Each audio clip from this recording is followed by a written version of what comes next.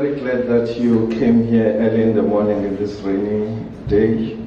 It's a beautiful day for those of us who know better the Karoo. Darryl, yeah. I am so happy that you are on the other side of the mic today. First of all, let me just say, reading your book, I got a feeling that it's a very honest account of the journey that you've been through, especially not just, yes, the major part of it, organizing festivals, but also your professional life, your personal life with your family and all that stuff. So I hope we're gonna touch on that, but tell me a little bit, because you give a sense that this book poured out of you like a fountain. How long did it take you to write it? Yeah, that's the real miracle. You know, I think the God smiled on me with this book. I wrote this book quite literally in 14 days. Wow. In between the Adam Small Festival and Books on the Bay.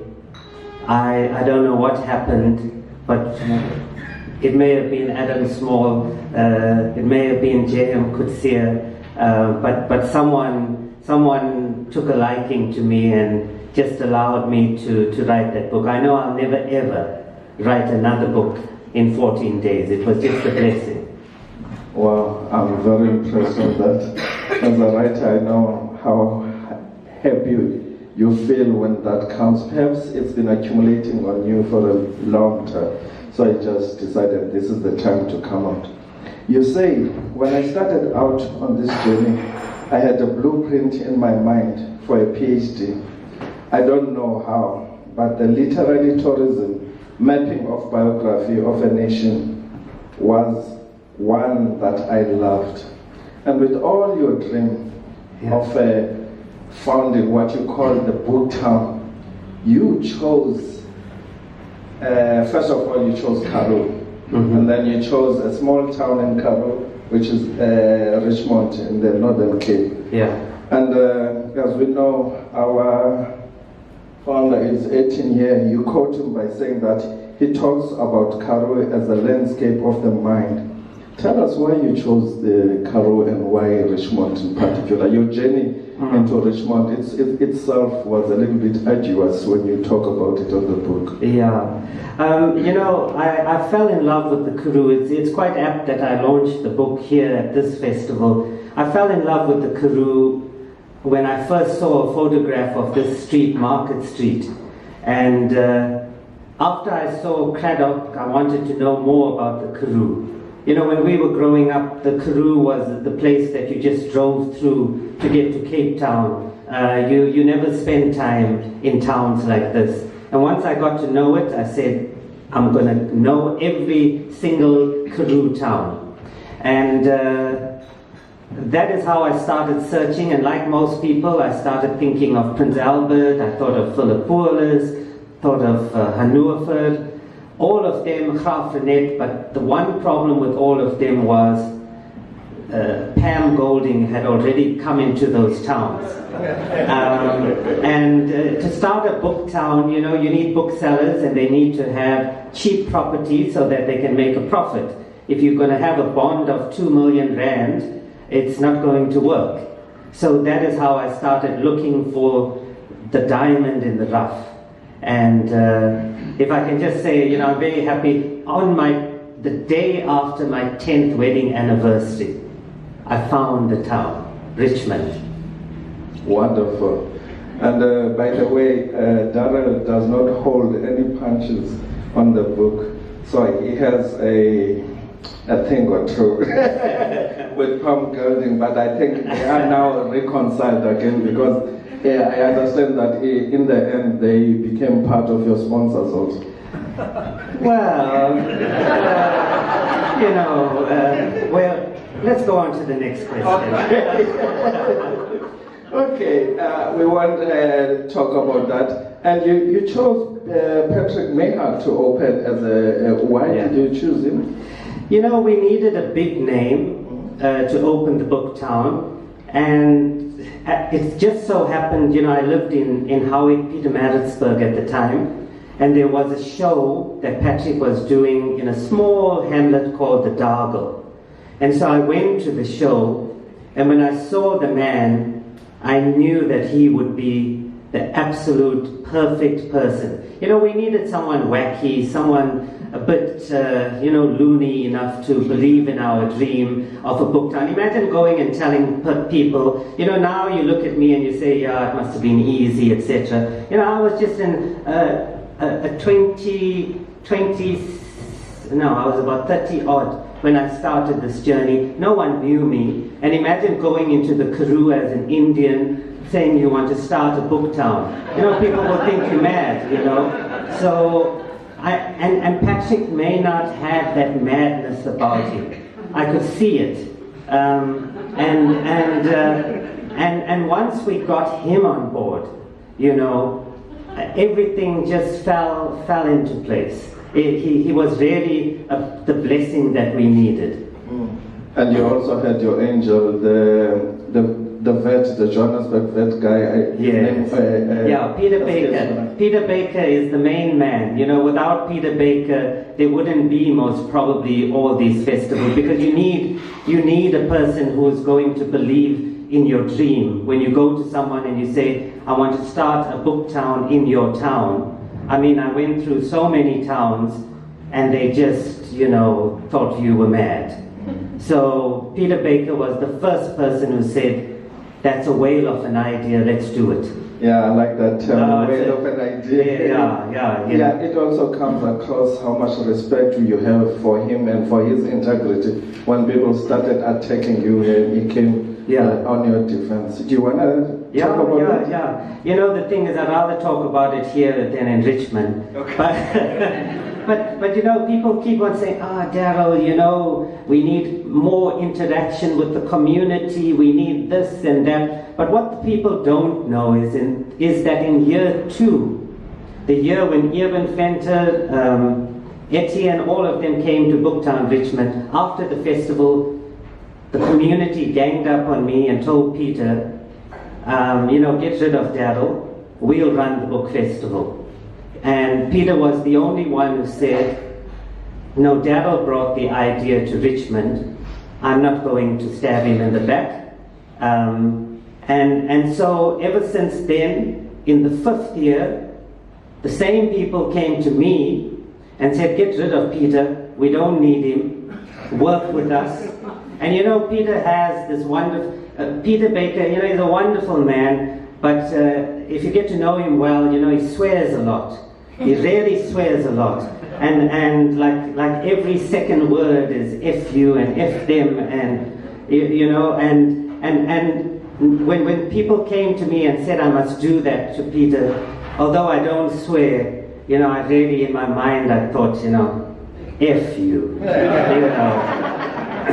Lovely, and I'm glad also it must give a certain testimony to your relation with the writers, that the ones also you started with, some of them you still have them here. I saw Evan Fenter yesterday. Yeah, Evan is here. He's here. Yeah. Every writer that is that is at most of my festivals, they've walked with me. The thing that people must understand is these kind of festivals, they don't happen with the support of publishers. Well, in those days, for this festival, we've got big support. But for Booktown Richmond, there's no support. There's no financial support. And so when people say, Booktown Richmond is the best book festival in the country, it's because writers sacrifice their own money and time and effort, and they came on their own.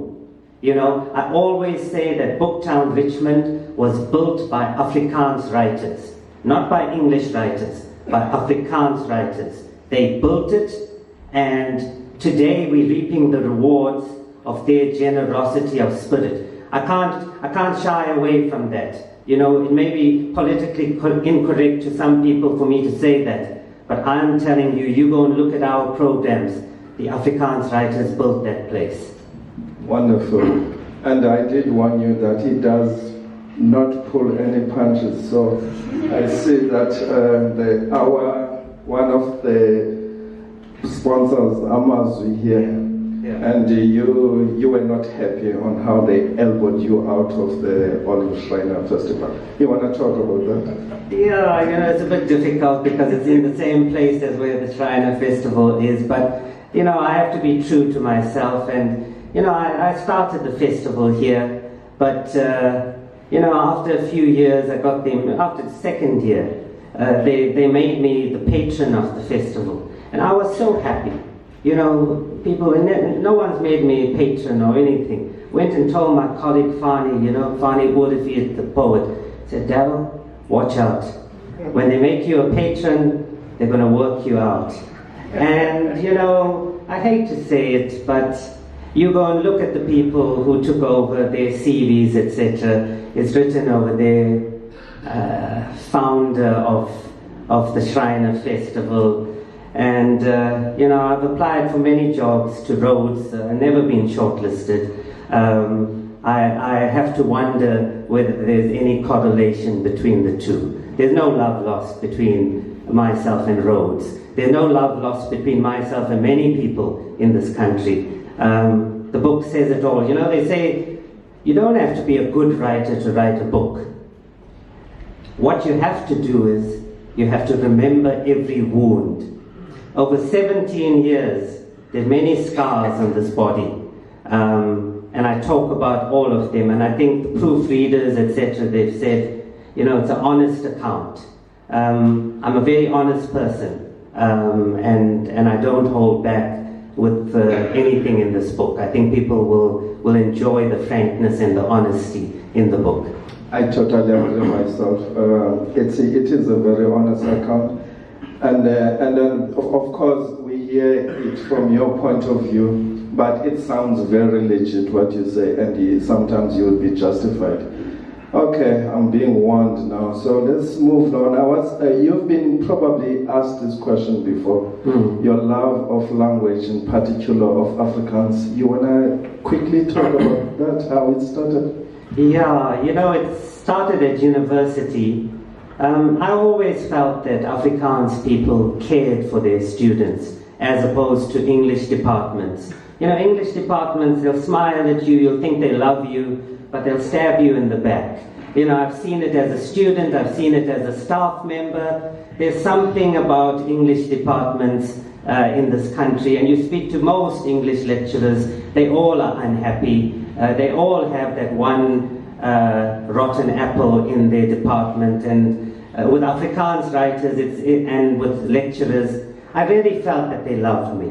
And honestly, when I look at Afrikaans, I feel they love me, and that is the thing. But I don't say that I only love Afrikaans literature. I love all literatures. At UKZN, I started the isiZulu Literary Museum. I'd like to think that I'm a balanced person in what I've done over the years. No, it does come out like that, and I know that you love all the literature. And I cannot not ask this because this touches on my field and your obsession with cathedrals in particular and churches, because apparently you choose towns, you start by choosing a church in the town before even choosing the town. So the architect in me was fascinated by that. Yeah, I don't know what it is, but I tell people that in our family, we're not Hindu. There's 3 generations of Christian in us. There's 3 priests in my family. I mean, my parents, even in the worst storm, they will go in the rain, and they'll go to church wet, but they'll never miss church. But me, when I got married, I stopped going to church. And but there was something in me that whenever I saw a church, I don't know why, but I had to photograph it. When I the other thing is I travel with dogs, and I shouldn't be saying this, but in the busy towns, I would take my dogs and go into a churchyard and let them pee, etc. Because I felt safe there, you know, and so that is what I always thought about churches. And you know, I did so many churches, and after a while I stopped picking up a camera and I started photographing other things, but now I'm gone back to my church phase. And you put your daughter who is studying photography on the spot. You want her to continue her journey photographing the churches. What are you going to do when she doesn't follow this challenge you gave her? Yeah, no, I haven't even told her, because I live in fear. I live in mortal fear of my daughter. The one thing that you must know about my daughter, you know, when most of you know my daughter, you see this lovely, smiling, wonderful person. But I tell the story in the book when I met Antoinette Pienaar and Oom Johannes. And Oom Johannes shook my daughter's hand when she was about 6 years old. And he turned round to me and he said, "Sy gaan kwaai wees, meneer." You know, and I swear to you that man is psychic. The man is psychic. And can I just tell people the one more thing about the psychic? Okay. You know, people always ask me why I do all these things. And during that phase, in the book I talk about being struck by lightning. Okay? So I always joke with people when they tell me about my hair. You know, I say it's the lightning. But at the same time, I had all these visions. Everything came true. And the one vision that I had is that I would die at 55. And so everything that I do with the knowledge that I might die at 55. So when we went to the Cape, I told my wife, "Don't worry if you're sad. We got 5 years. You can take me back in the coffin to Howick, and then you can live the rest of your days there." Wonderful. I think we are running out of time. I think Isaac just want to give it back to you, because you always tell people 5 minutes. Okay. Actually, he is cheating us. I think we've only been talking for 10 minutes. But anyway, lastly, you give a profound homage to your wife, that most of the things that you've been able to achieve, even as your person, and as a man, and as a father, and as a husband, you owe it to her. I felt a sense of deep love between the two of you. You want to talk about that? Yeah, you mustn't get me crying. Yeah, you know, my wife and I, we know each other since we were like 15. You know, I fell in love with her when I was 16. Every dream, every journey that we've undertaken. And you know, it costs a lot of money to do all these trips.